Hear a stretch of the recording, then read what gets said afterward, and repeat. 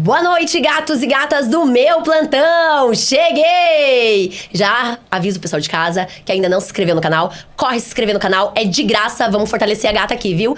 E lembrando o pessoal de casa que tá rolando sorteio no nosso feed, vai lá participar. Eu não sei se o Hexa vem, mas eu sei que tem 1000zinho esperando você, corre lá participar. E hoje nós vamos falar sobre um assunto que é celular na mão, redes sociais abertas, inteligência artificial, e eu trouxe eles que são experts em tudo isso.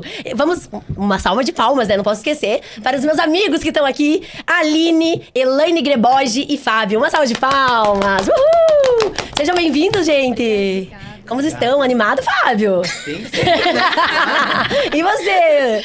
É sempre bom falar daquilo que a gente gosta, daquilo que a gente acredita e sabe da importância, né? E você, Aline? Eu tô bem animada. Depois, uma estreia no podcast oficial, né? Mas antes a gente foi numa escola também, que é até a temática, né? Trabalhar de educação digital e educação midiática. Então, super bacana ver essas iniciativas, então tô animada. E eu tô animada com a presença de vocês, tem um monte de pergunta. E eu tenho certeza que o pessoal de casa também tem muitas dúvidas. E vamos começar tirando a dúvida do povo, porque eu tenho certeza que muita gente ainda não sabe o que é, do que se trata. E o que é exatamente o EDIG. Dá pra explicar pra gente? Então, na verdade, nós somos a equipe da Educação Digital da Secretaria Municipal de Educação de São José dos Pinhais e na Secretaria de Educação nós desenvolvemos esse trabalho voltado justamente a essa perspectiva de trazer a tecnologia e trazer o digital com uma outra roupagem, né? Então, hoje a gente vê os nossos estudantes, as crianças de modo geral, as crianças elas são muito usuárias de tecnologia e pouco criadores, né? Então, a perspectiva do nosso trabalho é justamente essa, a gente trazer protagonismo para esses estudantes. Trazer, então, eles para entender o que é esse universo digital e, uma vez entendendo o que é esse universo, ele poder atuar. Até porque eu não posso atuar em algo que eu não conheço, né? Com é certeza. desmistificar todo esse mundo digital e, a partir dessa desmistificação, trazendo novos conhecimentos, a gente conseguir, então, trazer uma perspectiva diferente para essas crianças. Legal. Sobre isso que a Greboge disse, até entendendo o que é a EDIG dentro da Secretaria de Educação, a gente trabalha com essa parte para as crianças, formação de professores, toda uma parte administrativa, burocrática, que a gente já olha para o Fábio quando fala sobre isso, que ele é a cabeça-chave nesse processo. Mas toda essa parte ali de pensar também essa questão da tecnologia na educação de forma geral, é com o nosso núcleo lá agora que funciona. E como que nasceu esse projeto? Nossa, essa é uma boa história que eu também olho pro Fábio, que ele foi o primeiro. Eu brinco que ele é o precursor. Eu fui o primeiro a entrar na Secretaria de Educação em 2021 e nós atuávamos com a cultura digital. E a partir dos novos documentos, enfim, da reformulação do referencial curricular, aí a gente trouxe essa nova roupagem, criando a educação digital e midiática. E daí, como eu mencionei, eu iniciei sozinho e daí vieram as duas a compor a nossa equipe, né? A gente brinca que antes do Fábio era tudo mato. O Fábio me chamou pra trabalhar com ele, foi começo de 23, né? Isso. Era um projeto ainda, chamava Cultura Digital na época. Mas daí, naquele mesmo ano, a gente fala que é um marco-chave, porque saiu a Política Nacional de Educação Digital. Sim. E dentro da Política Nacional de Educação Digital, cultura digital é um dos eixos. Aí, se a gente mantivesse esse nome de cultura digital, parecia que de uma lei maior a gente estava olhando para um aspecto só. E aí, nesse mesmo ano, no final, a gente reformulou tudo o nome, passou a chamar Educação Digital, e daí ampliou essa perspectiva de não ser só um projeto. Porque a gente tinha vários projetos dentro de um projeto, não fazia sentido, Sim. né? Então, virar esse núcleo que tem vários projetos, programas dentro, para, né, atender todo mundo. E quando... Quer falar? Não, e é legal deixar claro também essa perspectiva de núcleo, que ela é uma perspectiva mais global. Sim. Então, ela envolve todo esse trabalho com a educação digital, como eu falei anteriormente, trazer essa perspectiva de protagonismo para o estudante, trazer o entendimento do mundo da computação enquanto ciência, mas ela também envolve a questão de instrumentar o professor para utilizar recursos tecnológicos em sua prática pedagógica, né? Sim. Então, ela é um trabalho amplo, então a gente atua em diferentes vertentes, tanto nessa perspectiva do estudante, né? A equipe foi responsável, então, por escrever toda a parte documental, de escrita de referencial curricular, né? Então, a gente fez toda essa parte, mas a equipe também é responsável por articular essas ações de instrumentalização de uso de recursos tecnológicos. E ele atende somente um público como criança ou não? Ele globaliza e vai para professores? Ele atende a rede inteira. Então, se a gente imaginar a nossa rede de São José, escolas nós temos 58. E nós temos 45 CMEs e 11 serviços de educação especial, que são centros especializados e escola especial. Então, nós atendemos todos eles. Toda a rede de São José dos Pinhais, pensando em município, né? E quando o Fábio fala rede, é todo mundo, todos os profissionais da educação. Então, Seja estudantes, profissionais de educação, a gente não a gente comenta profissional de educação, mas não é só o professor e o pedagogo, é o administrativo, é o agente educacional, enfim, os serviços gerais, a gente atende todo esse profissional ali, voltado à questão de tecnologia. Então, a comunidade escolar também é um ponto importante. A com gente também certeza. faz palestra para pais, essas coisas todas também. Que é muito importante, né? Fábio, eu tava pensando aqui que você foi o primeiro e você falou que você entrou na pandemia. 2020. 2020, eu fui convidado para atuar na Secretaria em 2021. Então, eu entrei já em janeiro de 2021, eu entrei com a... Quando você chegou lá, qual que era a maior dificuldade que você via? Equipamento e não terem nenhum direcionamento de verba para tecnologia. Então, Era um desafio, era então, um né? desafio, sim. E ainda mais pensando em uma única pessoa para lidar com diferentes componentes, né? Porque tem língua portuguesa, matemática, e era só eu. Então, eu brinco que eu só não fiquei louco, porque eu acho que eu tava bem. Deus abençoe. Porque eu falo Fala que assim, Fábio, naquela época eu tava bem. Isso, eu tava bem, mas foi bem puxado, foi um desafio bem grande. E eu sempre sinalizava, porque eu não só cuidava disso, né? Vinha as questões do governo federal, tinha que cuidar direcionar, orientar as escolas quanto a verba, enfim. E aí, sobrecarrega, né, realmente. Com certeza. Mas eu consegui dar conta, mas eu sempre sinalizava que eu precisava que aumentasse essa equipe, porque não tem como. A tecnologia, ela tá aí e ela só vai avançando, né?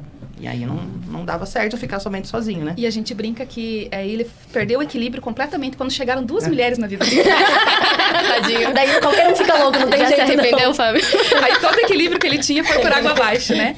Elaine, mas vocês ali vivendo tudo aquilo ali, você acha que ainda a educação digital, as pessoas ainda confundem com aula de informática? Alguns pais? Sem dúvida, Sempre, Ju. né? E como Sem que dúvida. vocês vão mostrando para os pais que não é nada disso? Na verdade, o nosso principal meio, nosso principal canal são os professores, né? Então, nós trabalhamos, passamos por um trabalho específico com os professores para a gente justamente tirar essa roupagem, né? Exatamente. De que a educação digital e os próprios conhecimentos relacionados à área da computação, eles ultrapassam essa questão de uso instrumental da máquina, né? Então, eu saber usar um computador é importante, sem dúvida é importante, mas não se restringe a isso, né? Sim. Então, para a gente conseguir atingir essas famílias, nosso principal canal de comunicação são os professores. Então, a gente fez um trabalho bem massivo de formação com os professores, para a gente justamente romper com essa perspectiva. E uma vez que rompe-se com os professores, a gente chega nas salas de aula. Uma vez que eu chego nas salas de aulas, automaticamente eu chego também nas famílias. As crianças conseguem perceber essa perspectiva e levam isso para casa, né? Com E quando certeza. quando a Elaine fala em relação ao trabalho do professor, né, a gente realmente é o braço direito dele. Sim. Onde ele se articula conosco ali. Então a gente tem até um lema na nossa equipe que o que é? Ninguém solta a mão de ninguém. E a gente repassa isso para os professores, porque é necessário. É um componente novo, é um trabalho novo, que por mais que tá aí diversas informações, só que a gente tá ali para auxiliar. Com certeza. Meninas, vamos falar um pouquinho agora da educação midiática? Para quem não conhece, do que se trata? Na verdade, o componente que começou esse ano em São José leva esse nome de educação digital e midiática. E midiática. Isso, é o nome dessa forma. O Estado tem usado educação digital e computação. Então, se alguém que estiver assistindo a gente, né, ouvir em Curitiba, outros municípios, a gente está falando do mesmo componente. Desde que surgiu ali a BNCC Computação, no final de 2022, já veio essa obrigatoriedade, junto com a PNED, que a gente já comentou, de ter educação digital na educação básica, começando ali desde o infantil mesmo, até o ensino médio. Mas do ano passado para cá veio mais forte esse direcionamento do Ministério da Educação para acontecer tudo esse componente. E aí, além dessa perspectiva que já foi comentada de trabalhar com a tecnologia, essa parte de educação midiática, ela vem muito forte porque isso de décadas passadas já. A gente tinha essa presença de mídias muito forte na educação, de pensar que isso vai deixar o estudante mais interessado e tudo mais. Só que agora, as mídias, elas não fazem só parte da cultura, né? Elas são praticamente a própria cultura. O tempo todo, a criança já nasce com esse monte de informação, de redes sociais, de aparelhos, de dispositivos móveis. E essa educação midiática, que soma essa educação digital, ela vem trabalhar esse olhar, porque tudo que se vincula a essas mídias tem um discurso por trás, né? Então, essa questão de entender que tipo de ideologia está sendo passada, ou perspectivas de consumo, até formação de identidade, toda essa questão que chega para eles é bem pertinente. Então, a gente traz essa parte de educação midiática para olhar realmente para essas mídias, entender as potencialidades delas, mas também os elementos perigosos ali que a gente tem que ficar atento, ainda mais das crianças tão pequenininhas, né, já crescendo com acesso a tudo isso. Né? E, na prática, o que eles aprendem que vocês gostam que eles aprendam numa aula como essa? Na verdade... Redes sociais, fake, essas coisas? Entra também. Entra também? A educação digital e midiática, ela é bem interessante, que ela está dividida em São José em 4 unidades temáticas, que a gente fala. Então, dentro do componente da disciplina, né, da matéria que as crianças estão tendo lá do 1º ao 5º ano, elas vão trabalhar com o mundo digital, pensamento computacional, educação midiática e cultura digital. Por que eu falei em São José com esses 4, né? Porque é um diferencial nosso. A rede de São José, ela tem esse 4º elemento, que é a educação midiática, diferente de alguns outros municípios, que ao seguir a BNCC Computação, que só previa pensamento computacional, mundo digital e cultura digital, a gente acrescentou essa educação midiática vendo uma lacuna ali mesmo na BNCC Computação, porque as diretrizes mais recentes trazem a Estratégia Brasileira de Educação Midiática e a questão de inteligência artificial. Então, vendo que isso não era tão presente na BNCC Computação, a gente já trouxe, que foi ótimo, porque agora os documentos do MEC estão vindo bem forte para a educação midiática e para a inteligência artificial. E a gente aqui em São José não precisaria reescrever um documento tão recente que já foi, né, escrito ali no final de 2024, homologado pelo Conselho. Então, dentro dessas 4 unidades temáticas, daí vem os conteúdos específicos da computação que as crianças estão tendo as aulas. Inclusive, trabalhar essa questão de fake news, de golpes na internet. Que é importante, né? Sem dúvida. Hoje em dia, a gente tava conversando agora há pouco, né, antes da gente entrar, sobre a inteligência artificial, que hoje você pode inventar um monte de coisa que não existe, que as pessoas falam, é inteligência artificial. A importância da criança, desde pequena, ter base de olhar uma imagem e saber a diferença, né? Não, isso aqui é uma inteligência artificial, isso aqui é verdade. A gente sempre fala nas nossas formações que o trabalho da educação digital é você trabalhar a questão do uso reflexivo e crítico da tecnologia. Com certeza. E a partir daí a gente trabalha fortemente em questão também da explicação da IA, né? Uhum. Eu acho assim que hoje a IA, ela ganha espaço em diferentes debates, né?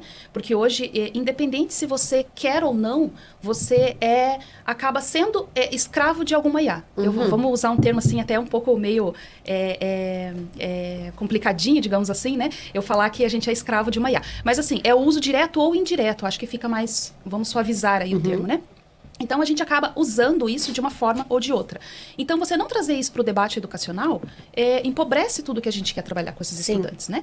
E claro que, hoje em dia, eu diria que os mecanismos de você identificar o que é ou não é uma imagem gerada por IA ou um vídeo está cada vez mais complexo, mais complicado. Por quê? Porque à medida que isso evolui, o refinamento de tudo isso também evolui. Então, se a gente pegar uma imagem de IA de 3 anos atrás, você vai ver que ela é uma imagem bruta, meio grotesca. Tem algumas coisas ali que era muito fácil identificar esses elementos.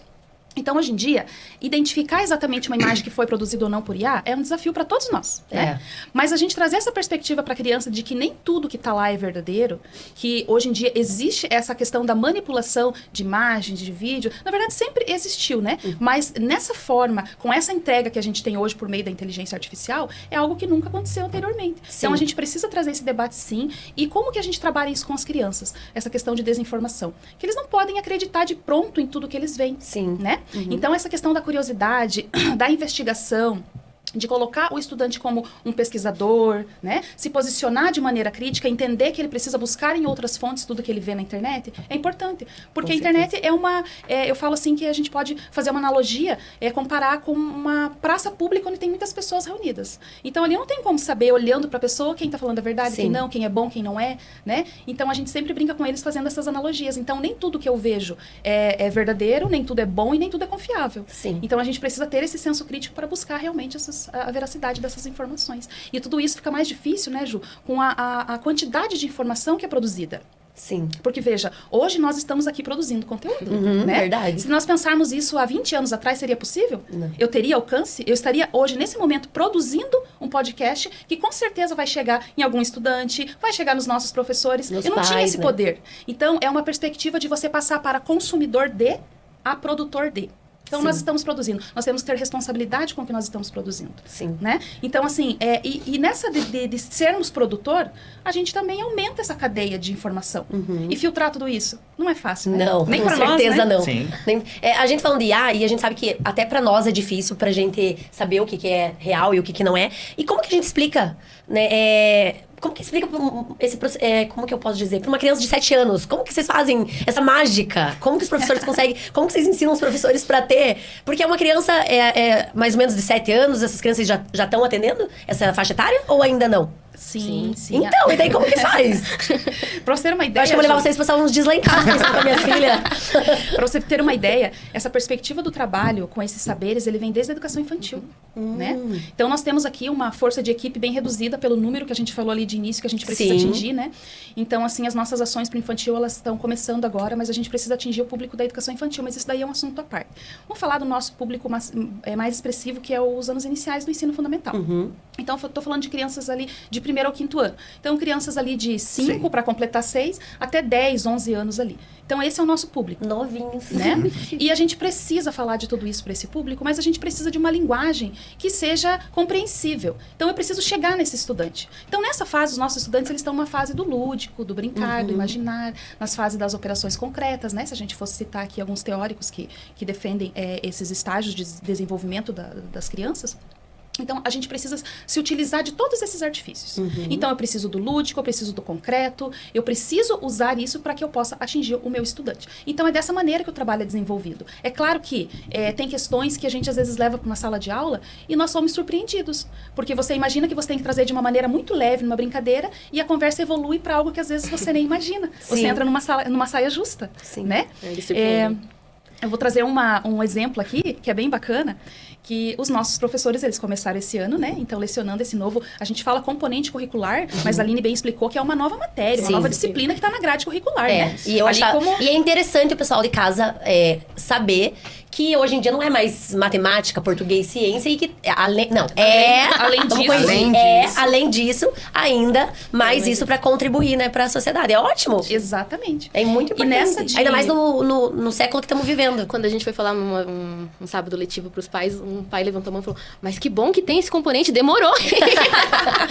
É verdade, demorou mesmo. Porque hoje a gente vê que essa criança no ambiente digital sem supervisão e sem uma conscientização de tudo que envolve, fazendo uma outra analogia, é como se a gente soltasse nosso filho, por exemplo, numa praia superlotada. Você deixaria teu filho sozinho ali? Não, né? E muitas vezes a gente acaba abandonando no ambiente digital sem supervisão, né? Então, a gente trazer essa perspectiva, porque os pais também, eles não estão junto o tempo todo. Então, eu preciso o quê? Eu preciso devagarinho, sabe? De uma maneira lúdica, na brincadeira, às vezes, trazer isso para o nosso estudante. E é isso que a gente faz. E o que eu estava dizendo, assim, de situações em que a gente se coloca numa saia justa, que a gente teve uma aula que a gente preparou, porque os professores, eles começaram, então, a lecionar o componente esse ano, né? Essa disciplina esse ano. Então, o que acontece? A gente não teve conhecimentos relacionados à educação digital e à computação, nem na nossa formação da educação básica e também na nossa formação do ensino superior, não. Porque os nossos professores, eles são basicamente formados em pedagogia. Então, eu não tenho no curso de pedagogia uma disciplina procedimentos didático metodológico do ensino de computação e de educação digital. Tenho, né? Então, os nossos professores, eles também não tinham esse conhecimento. Então, foi um desafio para a nossa equipe propor essa parte formativa para os professores. Com certeza. Aí, pensando em apoiar essa implementação que começou esse ano, nós pensamos assim, puxa, a gente precisa fazer um banco ali de planos de aula e tal, e vamos, pelo menos para começar, para os professores poderem entender como que é essa pegada, que é uma coisa um pouco mais leve, a gente começa devagarinho e tal. Aí a gente fez uma aula para conversar com as crianças sobre o que é tecnologia, porque essa é uma pergunta muito bacana, muito rica. Então, ali, com essa pergunta, a gente consegue, às vezes, dar 2 ou 3 aulas, porque, sabe, a gente vai explanando esses conceitos. Como que foi esse momento? Não, foi incrível. Daí os professores trouxeram esse feedback para nós, e daí uma das professoras trouxe uma questão assim, que realmente eles já estão se antecipando, porque eles sabem que eu vou falar.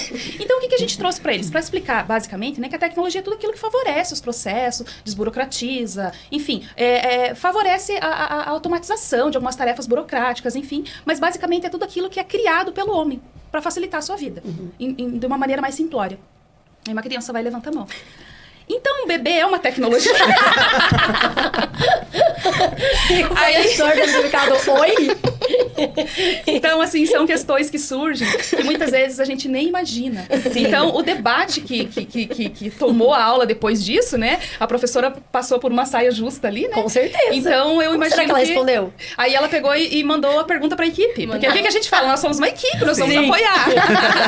Ela tá esperando a resposta da equipe até hoje. Nossa, toda vez que a gente... Não, a gente encontrou ela pessoalmente.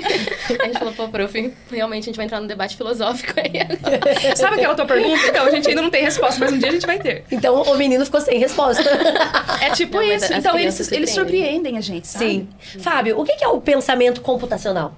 O pensamento computacional é você, por exemplo, você vai trabalhar as informações de forma dividida. Então, vamos pensar assim, eu vou fazer uma receita de bolo. O que eu preciso fazer uma receita de bolo? Não existe um passo a passo? Então, eu vou trabalhar o pensamento computacional dessa forma, em passos específicos.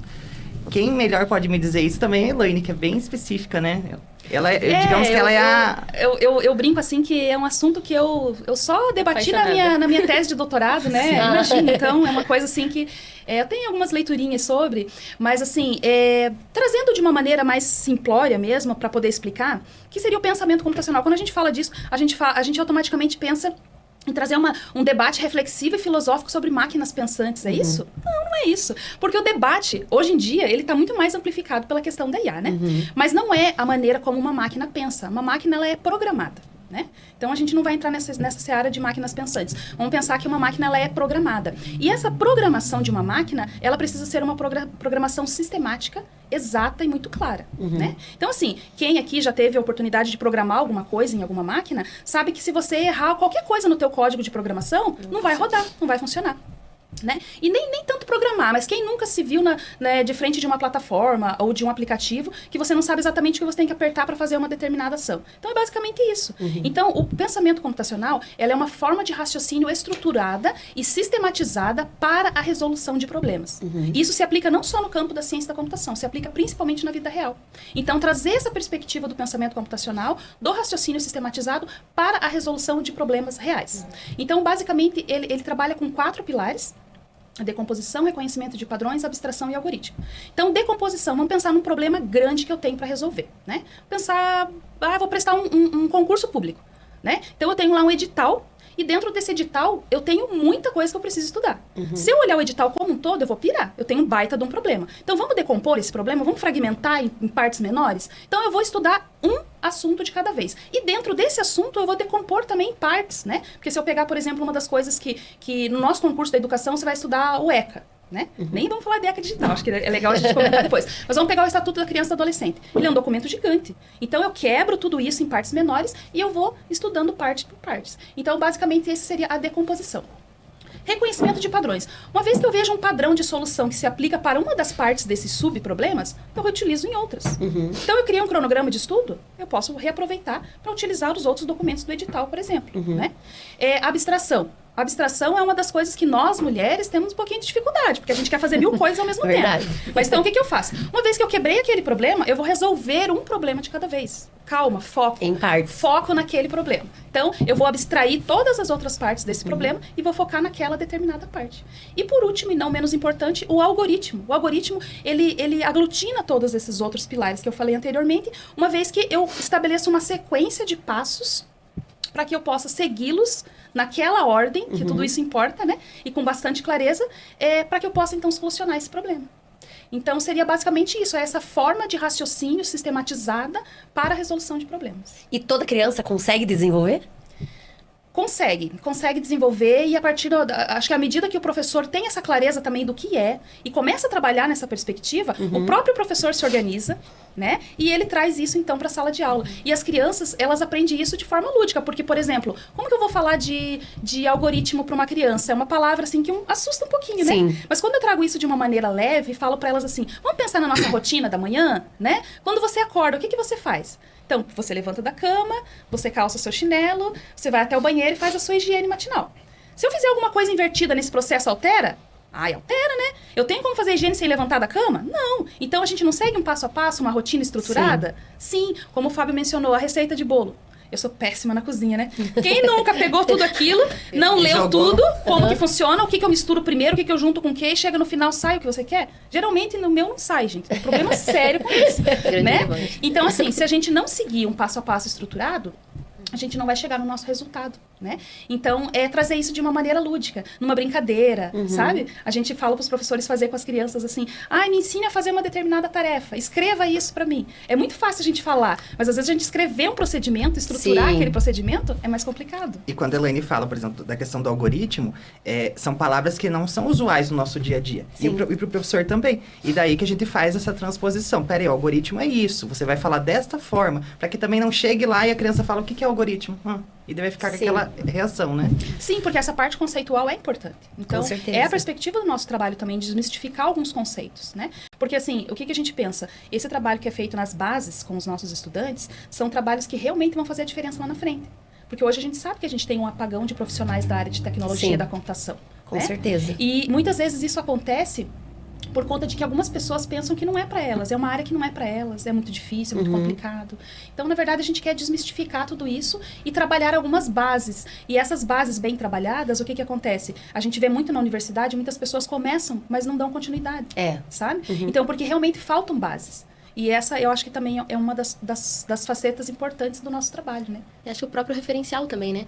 Porque ele foi construído já pensando tudo isso. A criança do primeiro ano, o que ela precisa ir fazendo no decorrer dessas etapas, para quando chegar lá no 5º ano, já ter esse terreno mais, essas habilidades, né? objetivos sólido de aprendizagem. isso, né?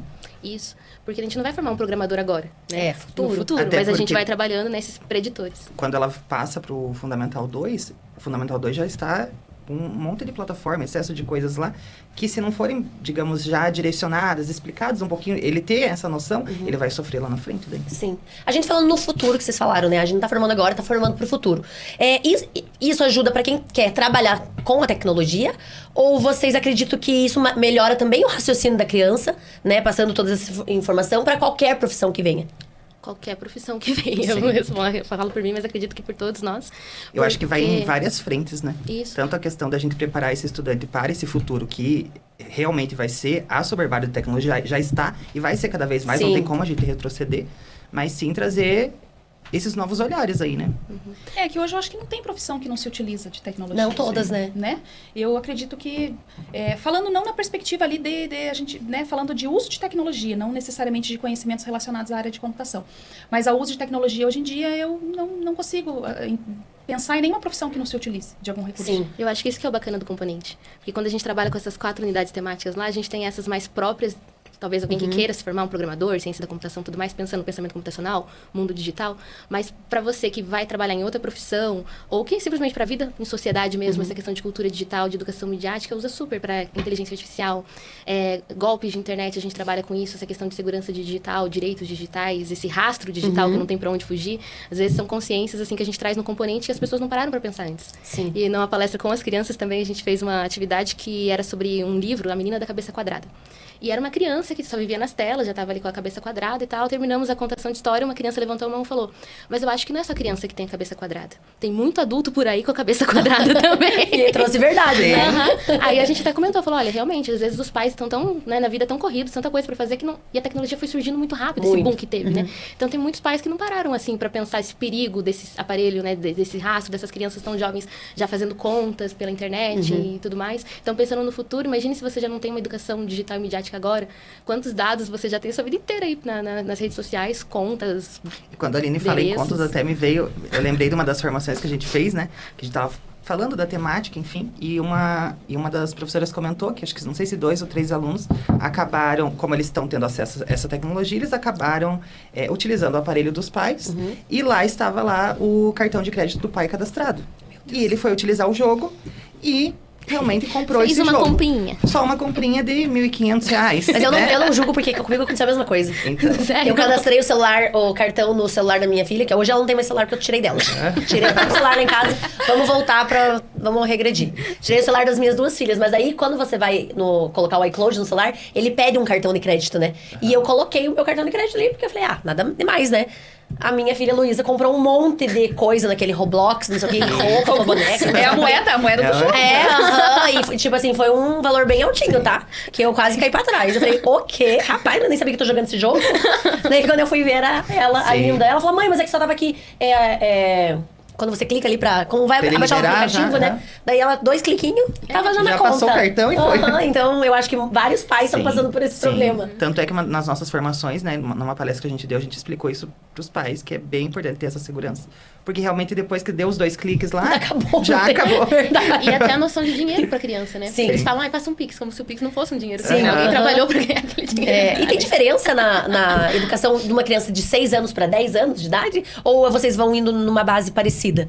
Não, tem bastante. A A gradação do maturidade, né? conteúdo muda também. Tem uma progressão, né, de conteúdos ali. Porque, assim, se eu quero que a criança entenda lá no 5º ano, por exemplo, o que é um algoritmo com condicionais ou com repetições, com loops, com laços de repetição. Então, isso são aprimoramentos dentro de um mesmo conceito. Sim. Então, eu não vou chegar para uma criança lá de 1º ano que ela ainda nem sabe o que é algoritmo e vou inserir, por exemplo, ali uma repetição dentro de um algoritmo, né? Então, existe toda uma progressão desses conteúdos, né? Em que todo o referencial, os próprios documentos, né, legisladores, eles já preveem essa questão de um incremento sobre as habilidades, né? Sim. E o nosso referencial também prevê isso daí. E aí, o que a gente pensou também para a fase de implementação é que, assim, eu vou implementar um novo componente curricular, uma nova matéria, né? Então, é um baita de um desafio. As crianças não tiveram esse conhecimento, os professores também não. Então, o que a gente faz? A gente tem que trabalhar no nivelamento primeiro. Então, porque hoje eu tenho crianças, então, começou em 2026, eu tenho criança lá no 5º ano em 2026. Sim. O conteúdo do 5º ano de 2026 não foi trabalhado anteriormente. Então, o que a gente fez? A gente fez todo um esquema de implementação em que a gente trabalha primeiro com um nivelamento. Então, a gente trabalha com as habilidades básicas ali de 1º e 2º ano, expandindo talvez algumas ali de terceiro, meio que de modo geral, exceto para primeiro, segundo e terceiro, né, que a gente trabalha nessa perspectiva. Mas aí os estudantes ali de quarto e quinto ano, eles têm então esse conhecimento prévio, porque o ano que vem eles ainda vão estar conosco, os de quarto ano, por exemplo, e a gente vai conseguir ampliar a partir disso, né? Então todo esse trabalho ele precisa ser muito bem arquitetado, muito bem pensado, né? Porque eu não posso trazer uma coisa assim que não tenha essa sistematização, porque senão eu não alcanço o meu objetivo também. Sim, com certeza. Falamos aqui até agora sobre educação digital, deu pra explicar um pouquinho pro pessoal de casa, mas agora nós vamos falar sobre um assunto que domina todas as redes sociais, que é a inteligência artificial, né? Pelo amor de Deus. Quando vocês ouviram falar em IA, vocês imaginavam, Fábio, você que chegou ali por primeiro, imaginava que chegaria tão rápido às escolas? Olha, inicialmente, eu já ouvia falar da IA. Mas, assim, ela trouxe um boom muito grande. Se a gente for olhar, assim, em pesquisas, enfim, se eu não me engano, por exemplo, o ChatGPT, ele teve a iniciativa dele, acho que demorou 2 meses para ele dar um boom ali. Diferente da questão, por exemplo, do Spotify, etc. Não, essa questão de prazo é legal. Isso. Porque assim, ó, que eu me lembrei agora dos números aqui bem certinho. Então, para atingir 1 milhão de usuários, vamos pegar lá Netflix. Demorou 3 anos e meio para atingir 1 milhão de usuários. Vamos pegar o Instagram. O Instagram já demorou 2 meses e meio. E o ChatGPT? Quanto tempo você acha que demorou para atingir 1 milhão de usuários? Eu acho que 2 dias. Foram em 5 dias. Viu? Imaginei, porque... Só que hoje, com as atualizações que ele passa, né? Então, ele consegue ali, às vezes, atingir pico de 1 milhão de novos usuários em menos de 1 hora. Muito rápido, Muito né, rápido. Elaine? Muito rápido. Falando em ChatGPT, ele já faz parte da realidade das crianças da escola? Eu acho que ele faz parte da realidade de todos já. Mas sabe? ali vocês ensinam um pouquinho sobre isso também? Não, ainda não. Na verdade, como a gente explicou, existe toda uma gradação, Eu acho, né? eu acho que não deveria as crianças ter... Não, deveria ser proibido. Crianças de 1 a 15 anos... Não, 18, proibido. Porque daí as crianças ficam ali olhando ali as respostas da escola, trabalho. Esses dias minha filha tava fazendo trabalho com o ChatGPT. Falei, que é isso? Falei, você tá louca? Mas ele tem duas vertentes, né? Eu vou te fazer um desafio. Vamos Ai, pensar meu de uma outra Deus. maneira. Vamos pensar de uma Não outra maneira. consigo ser tão assim tecnológico igual vocês. Assim, eu super concordo com você quando você fala disso. Porque assim, se eu for buscar, por exemplo, na IA, respostas prontas e confiar em tudo que ela me dá, eu vou ser só um burro gourmetizado. Verdade. Sabe? Eu vou entregar uma coisa bonita, escrita, e a hora que a pessoa for conversar comigo, ela vai falar, meu Deus, essa pessoa não tem conteúdo, não foi essa pessoa que escreveu isso aqui não, Sim. nunca. Entende? Agora, se eu pensar que a IA, ela pode, inclusive, ser uma baita ferramenta para potencializar aprendizado, e ela pode ser. Ela pode ser. Sim. Existem muitas ferramentas hoje que fazem isso. Então, a minha filha, ela estuda muito com inteligência artificial. Porque, assim, a gente sabe que hoje em dia, o professor, ele tem uma dificuldade hoje em dia na sala de aula, né? Então, eles têm muitos alunos, ele às vezes não consegue atingir todos. E, às vezes, assim, a gente entender que a gente é refém daquele professor naquela disciplina o ano todo é meio complicado. Porque, às vezes, tem ótimos professores e, às vezes, nem tanto, né? Então, o que ela faz? Eu ensinei alguns mecanismos para que ela possa utilizar a inteligência artificial para estudar, em que ela faz ali, ela pode, por exemplo, colocar um conteúdo que ela achou bem chato e transformar num podcast. O que a gente tá fazendo aqui. Isso é verdade. Hoje, por exemplo, a IA Notebook LM faz isso. Sim. Ela transforma um conteúdo maçante em podcast, em mapa mental, em quiz, com perguntas e respostas. Então, pense o quanto isso potencializa o aprendizado. Mas acho que vem muito também, o ponto que tu fala, é essa questão de só pegar Jogar perguntas prontas, jogar na informação internet. e pegar aquilo de si, é uma curadoria. Isso me incomoda muito. Não, não é Mas nada se a que gente for pensar defende. nessa perspectiva, isso acontece desde sempre. Aquele que copia a resposta do outro que cola na prova. Aquele que transcreve exatamente aquela parte do livro. Lembra quando o professor mandava resumir? Que a pessoa pegava um pedaço desse com um pedaço daquele, ficava um Frankenstein que não era nada com nada? Então, isso acaba existindo desde sempre. Então, eu penso assim, que quem hoje usa IA para isso, e é refém da IA, ela já era refém anteriormente de alguma outra muleta, sabe? Então você acha que o ChatGPT não é um problema, e sim uma ferramenta?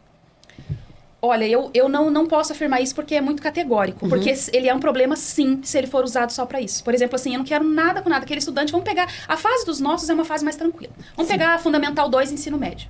Se ele não quiser fazer nada, ele não faz mais nada. Sim, ele só joga informação. Então, até o mínimo que ele teria que fazer ali de pesquisa, de entrega ali... Até o simples copiar, que ainda pelo menos você tá lendo. Ali, agora você só clica um botão e... Ele pode sim ser um baita de um problema, assim como várias outras tecnologias já foram.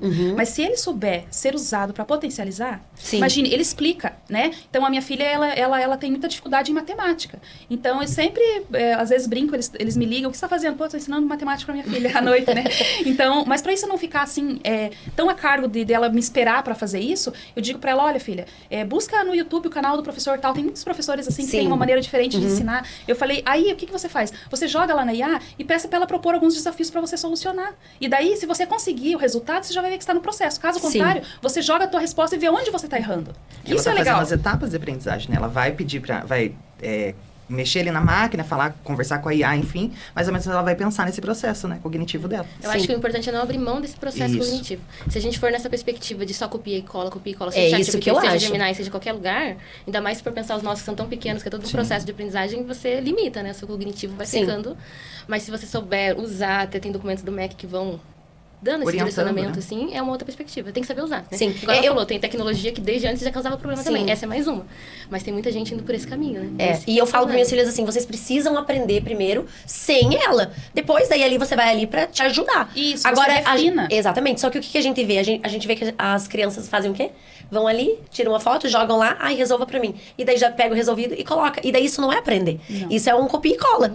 Isso é péssimo. Por isso que às vezes, Elaine, me desculpa, eu até peço licença para falar do jeito que eu vou falar para vocês, né? Que vocês, né, são muito... que nem você está mostrando que é uma ferramenta do bem. Só que, assim, eu vejo que, no meu ponto de vista, eu acho que isso, às vezes, também pode atrapalhar, que podemos ter, daqui a alguns anos, a maior geração, tipo assim, um pouco mais ignorante, que não sabe o que é as coisas, entendeu? Pelo fato daquele copia e cola. Eu mesma já peguei dentro de casa minhas filhas, tipo, tirando foto. Eu falei, o que você está fazendo? Meu trabalho. Eu falei, mas não é assim. Primeiro você tem que saber o que você está fazendo, entender, para depois você querer fazer, né? Aquilo ali é uma ferramenta, tem que usar para uma ferramenta do bem, não como uma solução de você não querer mais estudar. Então eu acho que isso eu fico com um pouco de medo, sabe? Mas tem do que vai ser mesmo. daqui 10 anos, daqui 20 anos, entende, Fábio? E essa tua fala me faz, só para não perder aqui o gancho do que a Ju falou, essa tua fala me faz lembrar de um estudo bem recente, em que ele aponta de que essa geração agora é uma geração que tem menos inteligência, que o QI está inferior aos pais. Exatamente. Porque a gente vem numa crescente disso. Sim. Então, assim, os pais, eles sempre tentam, né? Colocar uma perspectiva de qualidade de vida melhor para o filho. Sim. E você tendo uma qualidade de vida melhor, automaticamente, a gente entende que a educação evolui nesse mesmo patamar. Só que daí esse estudo, é um estudo bem recente, ele aponta que essa geração é uma geração que, pela primeira vez na história, tem um QI inferior ao QI dos pais. É isso que eu penso também. Sabe? Porque... E realmente é uma preocupação bastante válida. É uma preocupação válida, sabe? Eu sou uma defensora ferrenha de retirar os celulares das escolas. Então, quando a gente teve a lei da proibição do celular, né? Então, algumas pessoas vieram conversar, o que vocês acham disso? Gente, o celular, ele pode ser uma ferramenta pedagógica, se ele for usado com intencionalidade. Com certeza. Mas ele é principalmente uma distração, sabe? Então, eu gostei tanto quando a minha filha trouxe pra mim, mãe, sabe que agora que tiraram os celulares da primeira, ela ficou muito brava, né? Aí ela tentou entrar numa discussão comigo, mas imagine, né? Aí, a gente nunca conseguiu chegar num consenso. Mas quando ela chegou pra mim e contou assim, mãe, sabia que na hora do recreio agora a gente conversa? Viu? Eu é gostei. tão legal conversar. Eu gostei tanto que eu tirei até o celular de dentro de casa. Você tá entendendo? E é tão legal conversar. Eu falei, meu Deus, gente, isso me fez refletir, sabe? Eu fui muito longe no que ela trouxe pra mim. Então, essa frase, ela carrega tanta coisa. E a gente entende que realmente teve um movimento muito brusco, né? Essa questão do celular chegar pra criança, ela foi muito rápida. Sim. Né? E ela foi colocada de uma maneira muito irresponsável. E se a gente for parar pra pensar que todas essas relações que os estudantes estabelecem entre eles no ambiente escolar, são relações ímpares que eles não vão ter em outro lugar. Exatamente. Em casa ele tem relação com pai, mãe, irmãos, na família com primos, mas essa relação entre eles no ambiente escolar, ela é muito rica. E ela é carregada de muitos aprendizados. Com certeza. Então, se a gente tolher todo esse processo e a gente não ter um cuidado, né? Você vê que a gente veio de IA para uso de recursos, né? Mas as duas perspectivas, elas se conversam, né? Mas se a gente não tiver todo um cuidado nesse sentido... Ter essa mediação realmente, né? A gente realmente vai criar uma geração bastante complicada. Por isso que a tua preocupação é bastante válida, e eu acho que ela é bem importante. E todos os pais deveriam pensar nesse sentido. Sim. Você está usando inteligência artificial para estudar? Não. Ou você está usando a inteligência artificial para te dar respostas prontas e você está aceitando o que ela te devolve? Porque a gente sabe sem que a IA... questionar aquilo ali, né? E é importante ter esse questionamento. E é legal quando você falou que esse incômodo seu é importante porque você está se preocupando ali. E é interessante, tem que ter isso, né? Tanto a questão familiar como o professor que está lá na sala de aula. É passar esse conhecimento, é ter essa preocupação. Vai utilizar a ferramenta? Mas como que você vai utilizar? É ter esse direcionamento. Senão vai ficar sem nada e realmente vai ter esses problemas futuros aí que realmente é o que a gente vai passar por aí. Presentes e futuros. Sim. E isso, querendo ou não, né, toda essa tecnologia, eu acho que acaba até tirando o desenvolvimento da criatividade da criança. Porque daí, eu preciso que você desenhe uma casinha azul. Daí vai lá, prontinho, a casinha azul, ele já copia, já cola. É péssimo, gente, eu não consigo. Elaine, me perdoe, mas pra mim é muito difícil essa tecnologia ainda, eu ainda não consigo compreendê-la. Deixa eu convencer a Ju, então, tentar convencer de outra maneira. Não, brincadeira, eu não tô aqui pra convencer, até porque os meus amigos aqui me conhecem e sabem que eu, por exemplo, sou uma pessoa que eu nem uso rede social. Então, sou uma pessoa eu tentei te achar. Então... Várias vezes. Eu falei, tem. gente, será que essa menina... Falei, Elaine, Você bloqueou. consegue informações sobre a Elaine no meu Instagram. Você não tem. Como assim você não tem? Então, Ju, isso daí é uma questão, assim, que... Quando eu gosto bastante de falar sobre isso, porque, assim... À medida que você vai pesquisando, né, o que é essa rede, o que são essas plataformas, o que são essas big techs, no que está envolvido por trás de todo esse mecanismo, né, você começa a ter um senso crítico, e esse senso crítico ele chega a um ponto que você pensa assim, nossa, eu acho que a melhor maneira de eu ficar livre de tudo isso é estar fora disso, né? Então, assim, o que me fez, eu já tive Instagram, Facebook, enfim, né, eu falo de rede social aberta, porque eu uso WhatsApp, né, falo com meus amigos, enfim, não tô tão isenta ali, né? E nem é legal também, não é, acho que nem 8, nem 80, né? Mas, assim, o que me fez sair desse ambiente foi justamente na época de doutorado, em que eu tinha que focar nas minhas pesquisas e isso gerava uma distração absurda. E gera mesmo. Então, quando eu ia perceber que eu entrava lá no meu histórico, eu falava assim, como assim que eu parei 1 hora pra ver isso? Então, eu tava lá escrevendo alguma coisa e chegava uma notificação. E eu ia olhar aquela notificação, mas eu nunca olhava a notificação. Então, eu ficava ali rolando, e naquele eterno rolar de telas, né? eu tinha perdido quanto tempo e aí o negócio não fluía. E aí eu falei, não, eu vou pausar isso daí, eu vou pausar essas redes sociais até eu terminar meu doutorado. Pausando as redes sociais até eu terminar meu doutorado, eu experimentei o benefício de, por exemplo, não sentir raiva nem inveja do que eu vi ali. Sim. Porque o que a pessoa coloca nas redes é um mundo paralelo. Eu também. Você não sabe, é? Não é verdade. Não é um mundo real. Não é. A rede social hoje... É aquela coisa, vocês do vizinho mais gostem ou verde. não que eu vou falar, mas a rede social é o mundo da Alice no País das Maravilhas. Não é vida real, né, Elaine? É tudo lindo, né? As pessoas não A grama postam. do vizinho é mais verde do que a minha grama. Chega a ser colorida, Fábio. Aí eu olhava lá, sabe, às vezes eu entrava no perfil de uma pessoa que não gostava tanto assim, olhava aquela pessoa vivendo uma vida maravilhosa. E eu ali estudando horrores, e sabe, me desgastando e pensando, meu Deus, como assim? Então, à medida que eu vi que aquilo começava a fazer mal, e outra, né, um sentimento que todo mundo tem e que as pessoas não assumem, é a inveja, né? Sim. Aí como é ruim sentir inveja, Ju. Horrível. Você olhar a pessoa numa praia paradisíaca e você dentro de casa com um ventilador que nem funciona. Aí eu pensei, falei, caramba, não é essa vida que eu quero pra mim. Aí quando eu experimentei que isso ainda me fez rever alguns conceitos, né? E fez bem, sabe? Me deixou mais alegre, mais feliz. Eu tive tempo de ler alguns livros que eu achei que eu só ia ter tempo quando eu fosse pra prisão, sabe? Eu tava se prometendo, me leve presa, que eu tô com tudo isso aqui pra ler, gente. E no meio de tudo isso tem que trabalhar. Sim. Eu tenho que ser mãe, tem que ser dona de casa, eu tenho que ser esposa. Sim. E como assim, né? Então isso me fez enxergar que eu conseguia maximizar o meu tempo de tudo isso, enfim. Mas e eu acabei toma muito tempo não voltando pra esse ambiente. Agora né? ela só vê as coisas selecionadas por mim, que eu tiro uns prints, mando pra ela. Nossa, eu Mas a fiquei mais procurando um tecnológica tempão. é ela. É a Aline, com Porque certeza. eu nem mexia tanto, só que daí eu falo, Aline, vai postar, me avisa. Porque daí eu não fico entrando, daí ela me dá um cutucão. Daí eu vou lá. Aí eu falo, você aceita collab, Fábio? Isso, só isso. Quando ela fala aceita collab, eu já sei. Liguei, Você vai entrar aceitar lá. nossa collab, Fábio? Claro. Por favor, né? E agora daí você, não sei, né? Não vou ter collab com você. Não, mas calma, que eu tenho várias pessoas que têm redes que eu vou... Já Temos um plano sempre. isso é ótimo. Viu? Falar com as pessoas tecnológicas é isso, viu? É sempre Então. visionário. Mas eu falei que eu falei que eu ia te convencer, que eu tinha mais um argumento. E qual é? ainda, né? Até agora Então- você não me convenceu, sinto muito.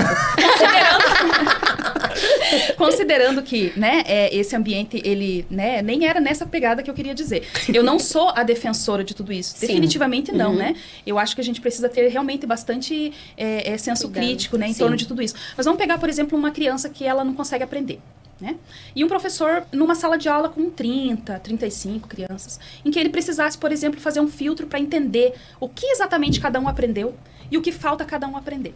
Será que esse professor, enquanto ser humano, ele consegue fazer isso? Dificilmente. Professor, isso que eu tô falando de um professor que tem uma turma, mas um professor, gente, professores que estão me assistindo, a gente consegue sobreviver com um salário só? Não, a gente não consegue. Geralmente a gente trabalha de manhã, de tarde, de noite, Sim. enfim, né? A gente precisa trabalhar em mais que um emprego. Então, dificilmente um professor ele tenha uma turma só. Então, vamos pensar que o professor ele tenha 2 turmas, né? Uma lá com 30 e tantas crianças e outra com 30 e tantas crianças. E lá no meio dessas 30 e tantas tem aquela uma criança que eu só fui perceber que ele não tinha nem entendido o que é sequência numérica depois que passou um trimestre inteiro que eu fui fazer uma prova com ele. Puxa, que triste isso, né? Então, se eu pensar que a tecnologia ela pode apoiar e aprimorar, quando eu falo de sistemas tutoriais inteligentes, que eles te dão uma aprendizagem guiada em decorrência daquilo que falta para cada estudante. Então, esse é um mecanismo também que a tecnologia traz que o ser humano não traz. Sim. Né? Mas nesse ponto de vista que você está falando, você acha que a inteligência artificial ela vai substituir o professor ou ela vai ser um apoio? De forma Jamais, alguma. não. Nada substitui, Ju. Nada substitui um pai, Eu uma também acho mãe, que não. um professor. As tecnologias, elas jamais vão substituir relações humanas. E as relações humanas, elas estão faltando cada vez mais. É, isso é verdade. Como a gente percebe, principalmente nós que temos contato com criança no ambiente escolar, essa falta de afetividade. E ela leva para tantos caminhos, sabe? Sabe que eu percebo, assim, que muitos pais usam o celular, tipo, entregam pro filho porque, tipo, eu tenho muita coisa pra fazer, tá aqui o celular, ó. E daí a criança entra naquele mundo ali e fica ali por horas. E hoje você não vê mais, tipo, um pai e uma mãe sentar e jogar um jogo. Lá em casa a gente é muito de jogo, então, assim, tenho vários jogos. Que bom. Eu chego e falo primeiro pra elas, ó, toma banho, troca de roupa, faz Kumon, né, que tem que fazer, porque elas fazem 2 atividades extras, que é matemática e inglês. E daí eu falo, agora vamos sentar, mesmo que elas não queiram. Eu falo assim, agora vamos sentar e jogar um jogo. Ah, mas agora não tô afim, não, agora você tá afim sim. Não, tá todo mundo afim, senta aqui, vamos jogar. E eu jogo com elas, eu fico jogando elas lá, porque como agora elas não têm celular, eu preciso, né, fazer que elas mexam a cabecinha delas. Então eu vou Usa o muito. jogo, né? Eu vou muito pra parte assim de joguinho, e jogos que estimulem, né, a cabecinha delas, o raciocínio delas. Não, isso você entende que você está apoiando todo o processo cognitivo delas, porque Sim. o jogo, a perspectiva do jogo já é essa mesma. A gente trabalha toda essa questão do raciocínio lógico, do cognitivo, mas principalmente vocês estão sentando enquanto E família socializando enquanto juntos. família. Sim, Vocês estão isso mesmo. reforçando os laços afetivos. Você acha que as suas filhas elas iriam contar que em determinado momento sentava a mãe e elas no sofá e cada uma ficava no seu celular vendo coisas incríveis? Não. Sim. Agora ela vai contar, com certeza ela vai contar. Você acredita que esse jogo aqui eu jogava com a minha mãe? Eu aprendi a jogar com a minha mãe. Então isso, realmente, essas relações, sabe? Relações pessoais, a gente se relaciona com o outro, o toque, o afeto, esse momento de conversar, de se desligar de um mundo paralelo. Então hoje as pessoas elas vivem muito no mundo virtual e muito pouco no mundo real. Tem uma pesquisa que fala que 49% das crianças de 2 a 3 anos têm tablet. Então é aquela coisa, você larga o tablet, eu mesma, quando eu tinha primeiro ano, quando eu tava na escola, né?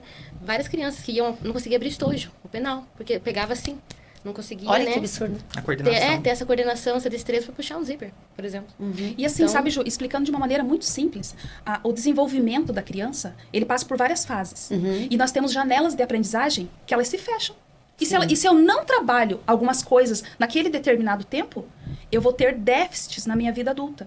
Sabe? Então, assim, quando a gente vê uma criança que ela tá entregue à tela, o quanto a gente tá roubando daquela criança. E a gente tá roubando algo que depois eu não reponho de forma alguma. Sim. Então, essa criança, ela precisa se sujar, ela precisa rolar, ela precisa também brincar, ela precisa... Sabe? Uma criança que não engatinha, se você for fazer uma pesquisa, uma criança que deixa de engatinhar, quantas coisas ela deixa de aprender por conta de que ela não Sim. explorou o engatinhar. Com certeza. Sabe? Não que você vá proibir o uso, porque também não dá. A Não, gente não tá dá. aí no mundo cada vez mais Lá tecnológico. em casa dá sim, tá? Mas que você faça acordos, que você combine ali e também, vai ter aquele momento para tecnologia, para o uso do tablet, celular, mas vai ter o momento do jogo, vai ter o momento da gente ir lá brincar lá fora, Exatamente. enfim. Então, e hoje a gente não, é difícil ver isso, né? A gente já vê, tá o celular e... Até quando você vai em restaurantes, vocês perceberam quando vocês vão em restaurantes? Nossa. As criancinhas de 2, 3 anos, Matheus não vai fazer isso, pelo amor de Deus. Porque ele tá com o neném em casa. 2, 3 anos os pais querem comer, né? Daí eu acho que, deixa eu dar... Daí dá o celular, mas a criança fica ali. Tem criança hoje em dia que não consegue almoçar ou fazer Sem refeição sem o assistir, celular. sem estar assistindo alguma É um coisa. eu acho um absurdo. É Tipo, condicionado. não tem como, não tem base. Falar então pro Matheus, né? Aham. E que vários Matheus que tem criança pequenininha, gente, não apresenta pra criança. Não apresenta. Porque se você apresentar, Exatamente. ele vai ficar refém, ele vai querer. Ele vai querer. Você dá um cigarro pra uma criança de 2 anos? É verdade. Por que você vai mostrar um celular pra criança? Não mostra. Ela Exatamente. não conhece, ela não sabe. É igual açúcar, gente. Aqui é um café sem açúcar. Mas uma vez que a gente começa a usar o açúcar, você fica refém daquilo. Então não apresenta pra criança, demora. Tem um delay pra apresentar tudo isso. Sim. E quando você resolver apresentar, que você aproveite o que tá ali, porque tem muito conteúdo bom também. Com Muita certeza, coisa boa. com Muita coisa certeza. boa. E uma tem muitos coisa- vídeos educativos ali. É o direcionamento pedagógico, né? Que eles têm toda uma perspectiva, que eles trabalham com vários canais de conhecimento. É o auditivo, é o sinestésico, é o Sim. visual, uma vez que ele permite que a criança se movimente. Então, não é de todo ruim. Mas quando eu apresentar, que eu filtre o que o meu filho vai ver. Exatamente. E principalmente, que eu tenha tempo de supervisionar. Uma coisa legal que eu ia falar da educação digital e midiática é essa perspectiva. Que às vezes você vai pensar, tá tendo aula de educação digital, é só aquela aula tá mexendo no computador ou num tablet, no notebook.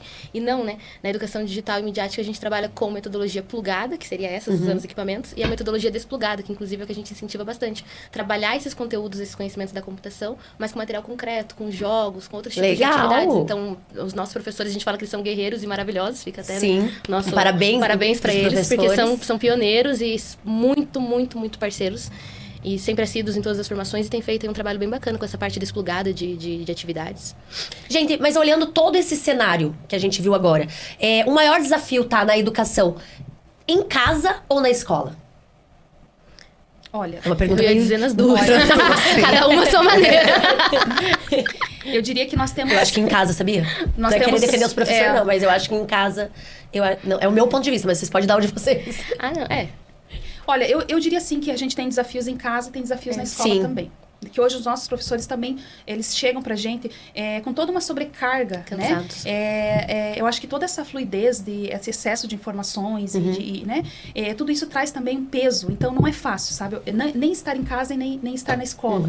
E assim, eu penso que a receita perfeita, a combinação perfeita para isso é que tanto o objetivo dos pais em casa, quanto o objetivo dos professores não é o mesmo. Sim. A gente não quer o melhor para o nosso estudante? Com certeza. Então, eu diria que a melhor maneira de fazer tudo isso é a família participar da escola. Sim. Então, essa junção, sabe? Família e escola, eu acho que essa é a receita perfeita. Então, assim, a gente sabe que existem desafios no ambiente escolar e em casa também. Então, quando a gente une essas perspectivas, tanto um professor, ele chega para uma família e orienta sobre alguns procedimentos, assim como o contrário, a família chega e traz para o professor algumas perspectivas daquela criança. Eu acho que esse trabalho conjunto é o que faz a diferença, sabe? Então, o desafio, ele está nos dois ambientes. Mas para a gente vencer esse desafio, é realmente um trabalho de união entre família e escola. Eu acho que é essa a receita. Com certeza. Isso mesmo. Você também, Fábio? Sim, eu concordo. E realmente ter esse diálogo aberto, que é Sim. o mais importante. Por mais, às vezes, enquanto pai, né, enfim, a gente tem que se desmistificar um pouquinho e ter esse diálogo aberto com o nosso filho, enfim, o estudante ali.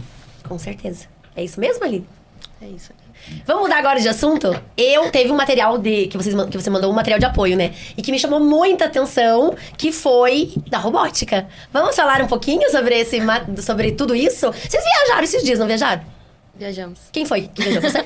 Eu fui pra Campinas, né, com as crianças. Mas tinha alguma coisa a ver com esse... Não necessariamente tinha com o projeto de robótica, mas até essa viagem de Campinas é interessante. Foi uma parceria com o pessoal lá da Secretaria de Inovação, também com a empresa Vietec. E foi feito um curso cultural científico para as crianças da educação em tempo integral do município que estavam matriculadas no 5º ano. E um dos critérios de avaliação era que a gente queria ver a criatividade da criança a partir de algumas perguntas. Então, ver onde ela via essa questão de tecnologia, de investigação. Importantíssimo. E um dos critérios era essa originalidade e se não tinha feito um copia e cola do chat GPT. Até enquanto você falava, eu lembrei disso. E aí foram selecionadas 5 crianças e uma das mães dessa criança, numa reunião que nós fizemos, falou isso. Que ela gostou muito, que um dos critérios era esse, da questão do chat GPT, porque o filho dela disse, meus colegas estão fazendo tudo por lá. E eu não fiz, porque você não deixou. Ela falou que era pra ele fazer com ele mesmo. Vai ser amiga dela. Você não deixou eu já usar o chat, todo mundo usando, né? E ele foi selecionado e os colegas não. Daí ela falou, nossa, Viu? eu ensinei uma... Viu? Ela falou isso. Eu ensinei uma lição ali na prática. Orgulho. E aí até lembrei sobre isso. Mas a questão da robótica foi, inclusive, por isso que a Elaine Greboge se juntou à equipe de educação digital. Elaine, Foi com a como que rolou robótica. esse projeto? Eu achei sensacional. Então, eu entrei na vida desses dois aqui, acho que um mês depois que a Aline tinha entrado. Por isso que eu falo que a gente entrou quase juntas pra deixar o Fábio meio louco. Doido. Não, elas Mas- são meus dois braços, né? Eu falo, teve acho que uma mensagem no final do ano que eu mandei pra elas, né? Eu falei, olha meninas, se não fosse vocês, eu já teria largado tudo. Porque realmente é uma sobrecarga. A Com gente pensa certeza. que não é. As coisas foram e crescendo, E né? assim, vai crescendo de uma forma que Não, não dá conta. sabe o que é legal ver assim? Eu vou falar isso de quem tá vendo de fora, que vocês fizeram um boom assim muito rápido, gente. Vocês apareceram assim, parece que do dia pra noite, claro que não foi, mas pro pessoal que tá Mas fora quase. da bolha, vocês ressurgiram assim e foi sensacional e mostrando, e, sabe, o espaço de vocês que vocês foram tomando e falando que vocês não estavam ali brincando mesmo. Olha, eu vou falar. Parabéns pra vocês aí mesmo, porque coração. olha... Obrigada. Verdade.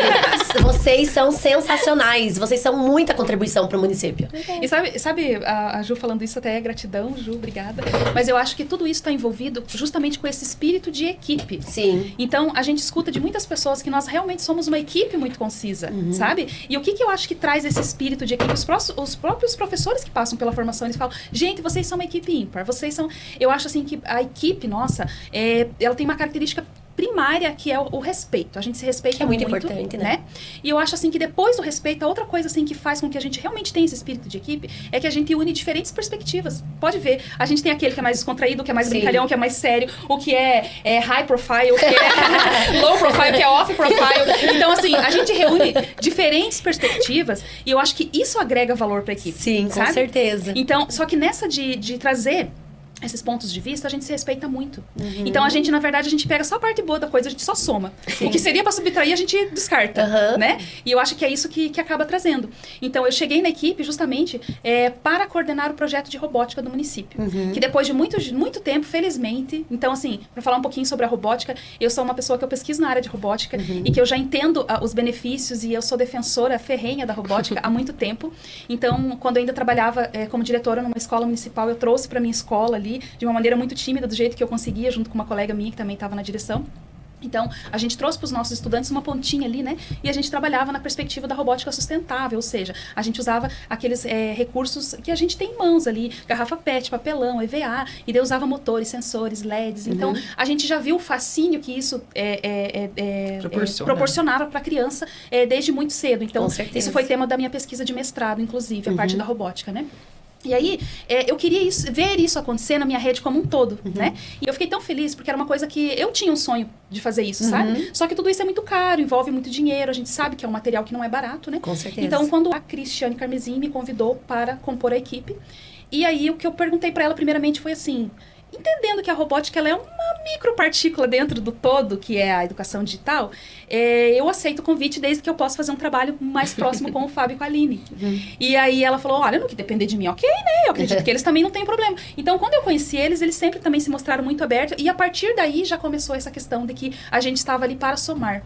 Então, a gente não subtraiu, não foi uma pessoa que entrou para um projeto e ficou separado. Então, a gente começou a partir daí unir Uma as coisa nossas interessante forças. dessa história foi que, quando ela contou isso que tinha acontecido da perspectiva dela, a gente falou, mas chamaram a gente para uma reunião, falaram que ia começar o projeto de robótica, se a gente queria tocar. E a gente falou, então, vocês já ouviram falar de uma pessoa chamada Elaine Grebosch? E o bacana é que muita gente fala, vocês já se conheciam, vocês trabalham juntos, vocês já se conheciam antes. A gente nunca tinha se conhecido na vida. Eu brinco até hoje que eu não sei de onde o Fábio me achou, que eu trabalhava lá no Vila Iná, porque ele me convidou pra trabalhar. Social, ele.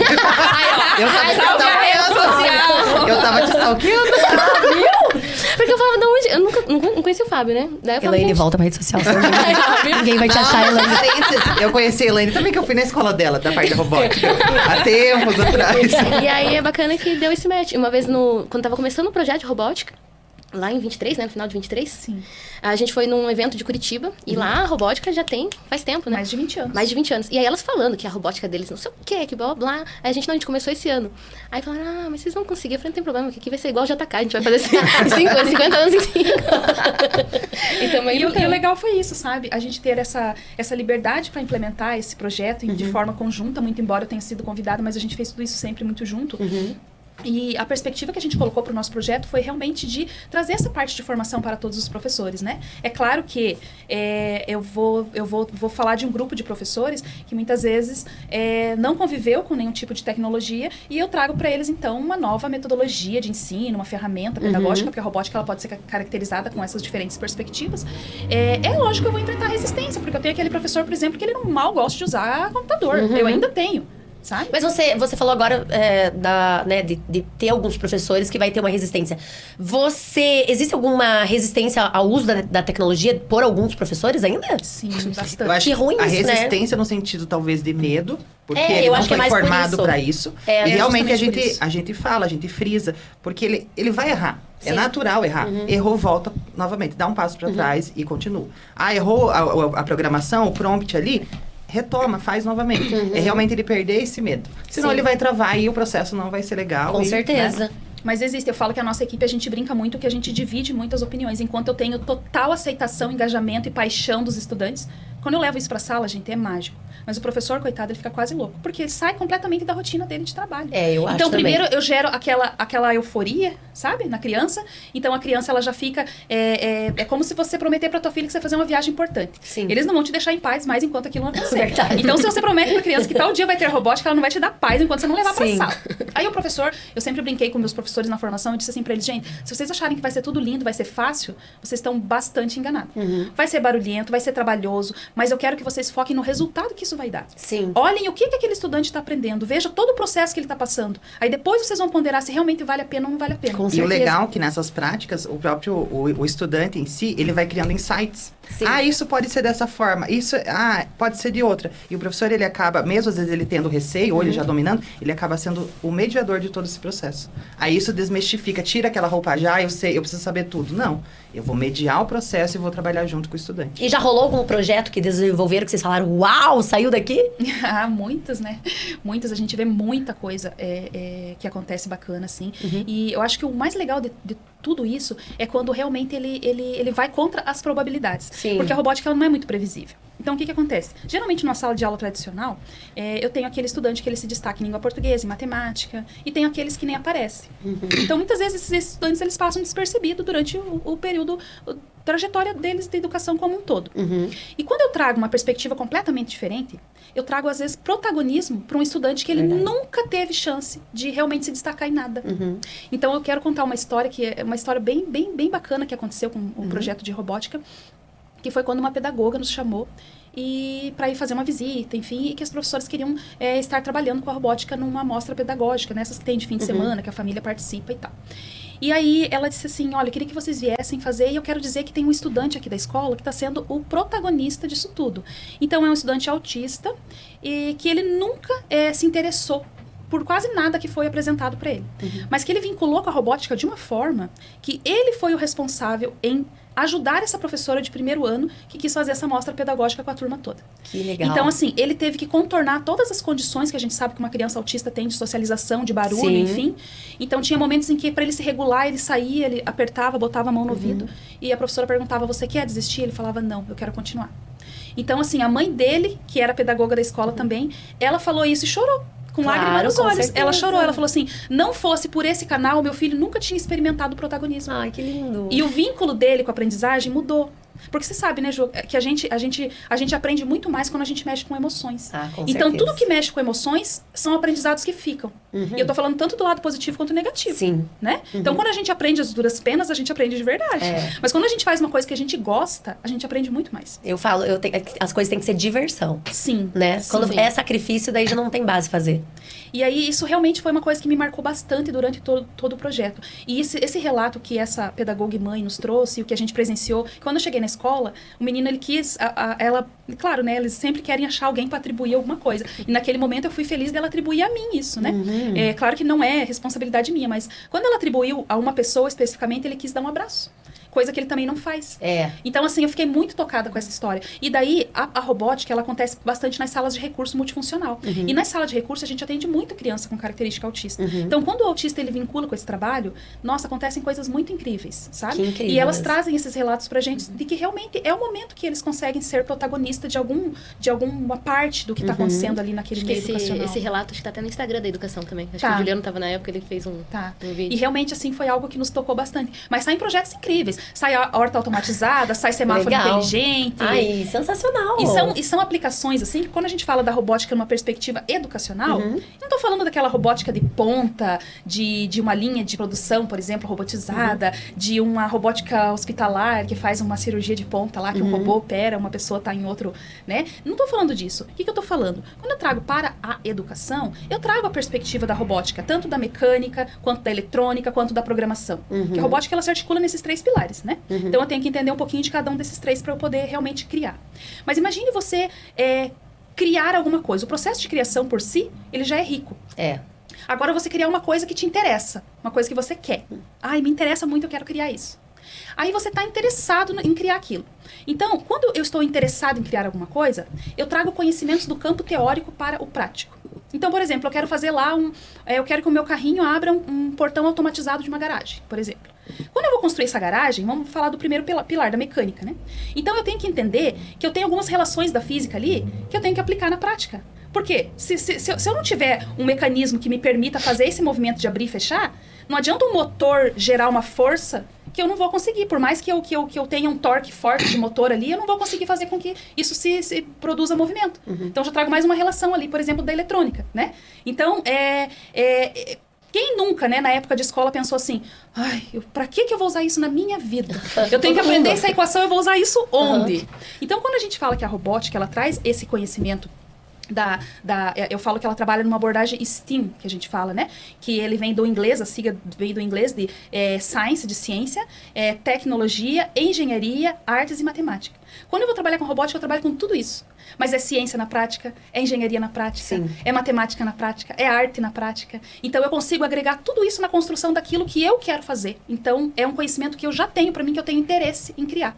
Então, quando esse estudante ele tá nessa perspectiva, imagine quantas coisas acontecem. Quantas relações teóricas se materializam ali na prática para esse estudante ver. E mesmo no desafio, né? Às vezes o pessoal fica com medo, mas eu não vou saber montar, como que eu vou ajudar para o professor, né? Como que eu vou ajudar se ele montar alguma coisa errada? A criança mesmo já volta, procura o que está acontecendo ou não. Às vezes uma aula não é suficiente, né? Eles querem continuar. A gente foi na Colônia Marcelino, na escola que tem lá, e o menino falou pra gente, eu não sei vocês aí de São José dos Pinhais, mas aqui no Marcelino tem robótica. Aí a gente sempre faz a piadinha disso até hoje. Eu não sei aí em São José, mas aqui tem robótica, gente. E esse processo de erro que ele perpassa, né? Porque a robótica, ela trabalha muito com essas habilidades socioemocionais, porque hoje as nossas crianças, elas têm dificuldades de lidar com frustrações, né? Nós temos dificuldade de lidar com frustração, né? Só que ali na robótica, ele está engajado, ele quer chegar naquele objetivo. Então, o erro, eu falo que o erro, na perspectiva da robótica, ele é um amigo da aprendizagem. Porque a partir do momento que eu tenho um erro na minha montagem, no meu protótipo, esse estudante, ele vai recorrer ao que tiver em mãos para que ele consiga chegar naquele resultado.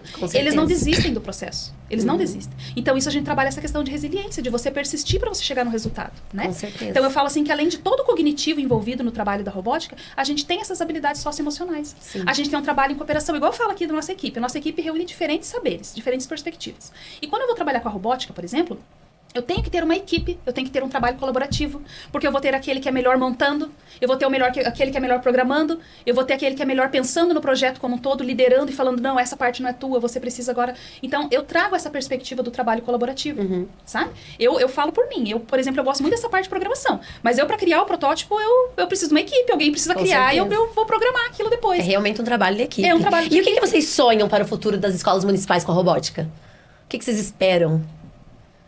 Olha, Ju, eu acho assim que esse sonho ele vem muito mais nessa perspectiva de tudo que ela envolve, sabe? Porque assim, quando eu vejo que a gente com um trabalho assim, a gente consegue dar protagonismo para uma criança que nunca teve, é isso que a gente sonha. Sim. É isso que a gente sonha, é isso que a gente pensa que a gente precisa diversificar as metodologias, sabe? A gente precisa diversificar as ferramentas de trabalho.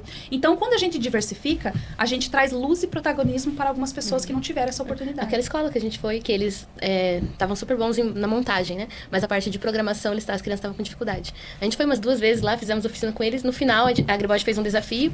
Aí eu fiz a besteira de falar, né? Quem resolver primeiro o desafio, eu vou, sei lá, fazer o que a pessoa quiser, né? Aí era aniversário da menina, ela ganhou, veio pra mim e falou assim, eu quero champanhe. Nossa! Aí eu falei, você quer o quê? Eu quero champanhe. Eu falei, mas como que eu vou trazer champanhe pra você? Não é pra mim, é pra sala toda. Meu Deus!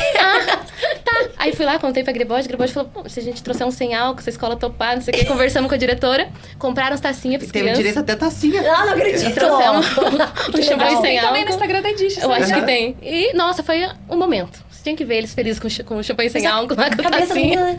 Eu quero champanhe. Não, da vitória, né? De ser a primeira. É o significado, né? Que é comemoração. Exatamente. E assim, pra eles era algo tão difícil. Eu falei assim, olha, quem conseguir resolver primeiro, porque eles nem imaginavam que eles iam conseguir resolver, né? Então eu falei, vocês têm que programar assim, quando acontecer assim, quem resolver primeiro. A Aline falou, vai poder fazer, então, vencer o desafio, vai poder escolher um prêmio. A Agribot, agora você nunca mais fala isso.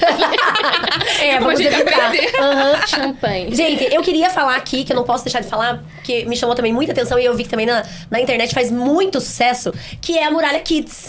Vamos falar um pouquinho, eu quero aproveitar aqui e mandar um abraço pro secretário Andrew, que tá fazendo um trabalho sensacional na guarda, né, na GM Municipal. Ele já esteve aqui no programa, foi muito divertido a participação dele. Inclusive a Aline estava aqui de intrusa. Vamos falar um pouquinho da Muralha Kids? Na verdade, o projeto começou com ele, inclusive. Com o secretário? Quando ele ainda estava chefe sensacional. da Muralha Digital. No final não, né? Segundo semestre, por agosto, assim, todo ano a gente faz o EDIGD, o Dia da Educação Digital, um evento que acontece um projeto durante o ano todo e culmina nesse evento. O ano passado a gente estava trabalhando com cidades inteligentes. E íamos ter uma formação de professores do EDIGD ambiental, que era o ano passado. E nas pesquisas para fazer a formação, a gente estava trabalhando com vídeo monitoramento, como isso contribuía para impedir esse descarte incorreto de lixo, abandono animal, maus tratos e tudo mais. E nisso a gente conversando, eu falei pra eles, gente, acho que a gente tinha que ir na muralha. Aí eles deram risada, né? Falei, não, tô falando sério, eu acho que a gente precisava ir na muralha, porque a gente vai falar com os professores, a gente tem que ter propriedade do que a gente tá falando. Sim. A gente não conhece o trabalho, e é um super destaque quando se fala em cidades inteligentes e tudo mais. Acho que a Fernanda estava na época ainda na nossa equipe, nós éramos em 4 naquela época, agora somos só nós 3. A Fernanda... Éramos 4, beijo pra Fer. Beijo, Fernanda, linda, maravilhosa. Ela nunca deixou de compor a equipe, na verdade, porque ela tá sempre nos nossos corações. Aí ela que conseguiu o telefone ainda, daí a gente mandou uma mensagem, eles super abertos, a gente foi lá, conheceu. Na época, o Andrew e a Razeira, que estavam mais juntos, e esse ano aí o projeto tomou mais força, porque foi uma coisa que foi escalonando, né? Foi se construindo ali, a gente foi discutindo, e tudo isso tinha muito a ver com os conteúdos que a gente trabalha na educação digital. Essa parte de codificação de informação, de como captura ali na câmera, vem para a central deles, a parte das cidades inteligentes, e daí para esse ano, agora, né, o Andrew virou secretário, a gente continua ali o projeto junto com a Razeira e com o Ramos, que assumiram. Então, também um beijo para a Razeira e Ramos.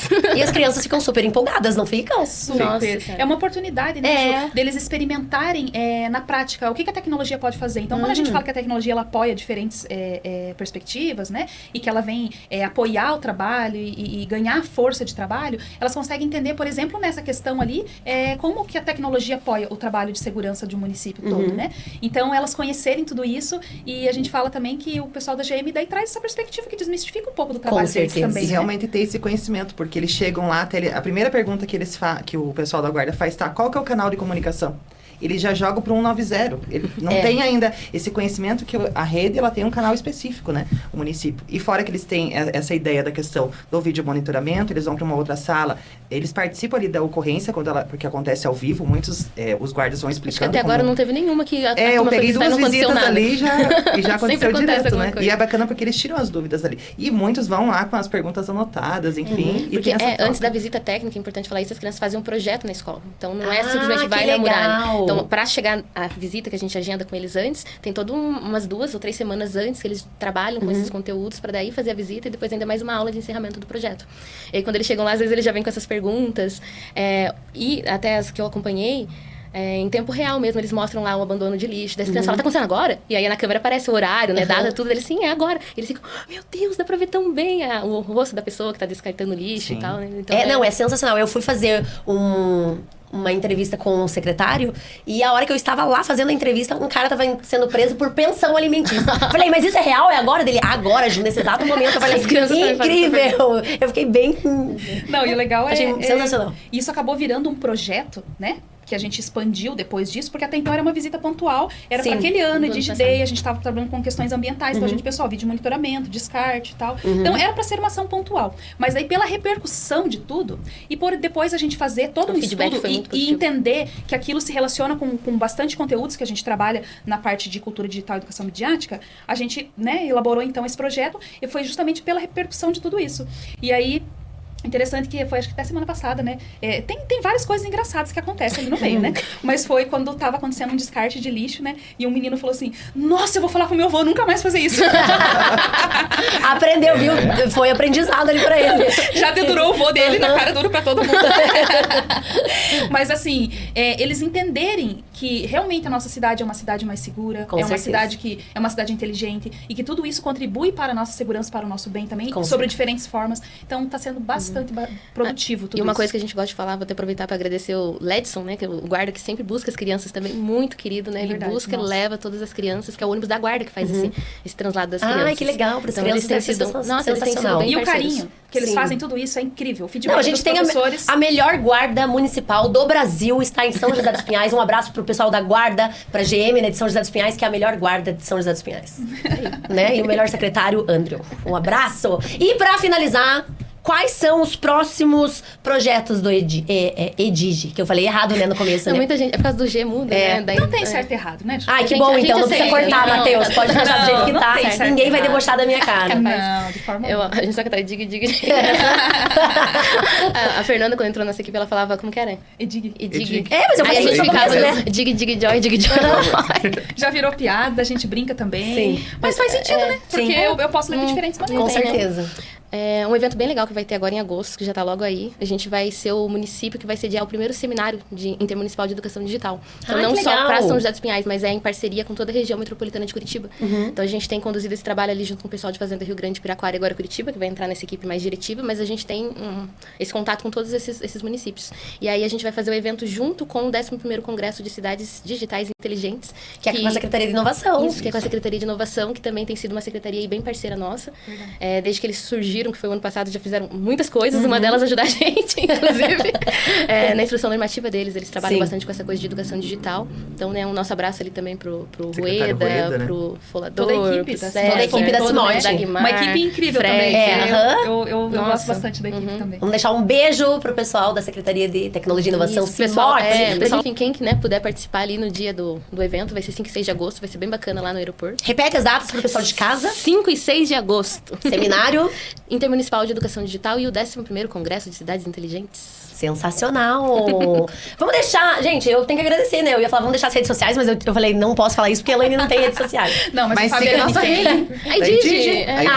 Eu sigo a Edigi lá, eu tô sempre acompanhando vocês. Mas, gente, eu quero agradecer vocês, né? Vocês vieram aqui, contaram toda a história da Edigi, tudo. É isso aí. Dig, Pior que é. Gente, gratidão! Vocês vieram aqui gravar comigo, eu fiquei muito feliz. Tô mais feliz ainda que é o primeiro podcast de vocês, então eu, com certeza eu vou marcar de uma forma a vida de vocês com um pouco de carinho. Desculpem Não as brincadeiras. esqueceremos. Já marcou. Por favor, desculpem as brincadeiras, Que isso? Fábio. Eu queria deixar você o mais em casa possível. Espero que você tenha gostado de participar. E eu quero deixar claro pra vocês também que os próximos acontecimentos que tiver, vocês venham, me dê prioridade e venham contar aqui no Café Sem Açúcar quais as próximas novidades, os futuros, o que vai acontecer na cidade. Contem primeiro pra gente, tá? A gente é fofoqueiro do bem. Tudo que vocês contar aqui, a gente vai contar pras pessoas certas. É isso aí. Você já é Tá amiga certo. da Edigi, já, né? Desde aquele primeiro dia que eu conheci você. Eu Verdade. cheguei falando Quando tiver todo mundo. evento, convida a gente pra ir lá ver, conhecer, falar. Mas, gratidão, Aline. Deus abençoe muito tua vida. Muito feliz com a parceria de vocês aqui. Ju, eu que Linda. agradeço. Eu acho que você abrir espaço para que a comunidade conheça um pouco mais o trabalho que é desenvolvido Com pelo certeza. Núcleo de Educação Digital da Secretaria Municipal de Educação é muito importante, mas principalmente para a gente trazer esse debate, essa reflexão, né, em torno dos aspectos positivos e negativos do uso desses recursos. Então, eu acho que foi um debate bastante importante e gratidão por essa oportunidade. Gratidão. Fábio, querido, foi um prazer te conhecer, eu adorei. Deixo aqui todo o meu carinho, respeito e admiração por vocês três, né, por tudo que vocês estão sendo de contribuição para a cidade. É um trabalho, assim, incrível, gigantesco que vocês estão fazendo. Eu tenho certeza que as crianças ficam muito felizes quando chegam em casa, contando as novidades. E reafirmo aqui, o Café Sem Açúcar é a casa de vocês. Mas tem duas perguntas Ai, meu Deus. que todo É do mundo Fábio. que passa Não. por cá tem que responder. Olha! E Não vai ser eu. vai ser você. Só porque você tá falando que não vai ser você, Não. você tá se autoconvidando. Não, Então eu vou não. começar com a primeira pergunta para o Fábio. Vamos lá, tá preparado? Não. Não, você tá sem. Vai sem preparação. Fábio, primeira pergunta. É duas perguntas, mas ó. Mas tudo pra mim é as duas Não, vou perguntas. fazer a primeira pra você tá. e depois as meninas fazem a outra, tá bom? Então a primeira pergunta para o Fábio. Aqui em São José dos Pinhais, nós temos o Aeroporto Internacional Afonso Pena. O aeroporto é de São José dos Pinhais ou é de Curitiba? De São José dos Pinhais. Ê! Eu já imaginando outras perguntas. Qual é a raiz quadrada? E agora eu vou fazer uma pergunta pra vocês, que vocês respondam juntas daí, entendeu? Café com açúcar ou café sem açúcar? Café Sem açúcar. Gratidão, gente. Vocês Obrigada, foram maravilhosos. Adorei Obrigada. receber vocês. Espero que vocês tenham se sentido em casa. E não esqueçam, quando tiver novidade, vocês vão contar aqui pra mim, tá? Pro pessoal de casa que ficou comigo até agora, por favor, quem não se inscreveu no canal, fortalece a gata. Se inscreve no canal, é de graça, não custa nada, não gasta nem o dedo. Então vamos fortalecer. E lembrando também o pessoal de casa, corre lá pro nosso feed do Instagram. Tá rolando um sorteio incrível. R$1.000 no Pix, ó. 1000zinho no Pix. Dinheirinho no seu bolso, é só você ir lá, seguir todas as regras. E o sorteio rola dia 1º de julho, ao vivo, lá direto do Estúdio 1901, que são os nossos colaboradores. E lembrando, não pode deixar de seguir Estúdio 1901, Thai Store, Bela Fit, Aristocrata Bronze da minha amiga Rafaela e a Grace do a Clínica de Estética. É isso, Matheus? Correto. Então fechou? Eu espero vocês quarta-feira que vem. Não sei se é ao vivo. Ao vivo! Vamos estar ao vivo quarta-feira que vem. Espero vocês ao vivo quarta-feira que vem no canal canal do YouTube. Tchau! Fazer um brinde. Filma o brinde! Ideia deliciosa, gostei.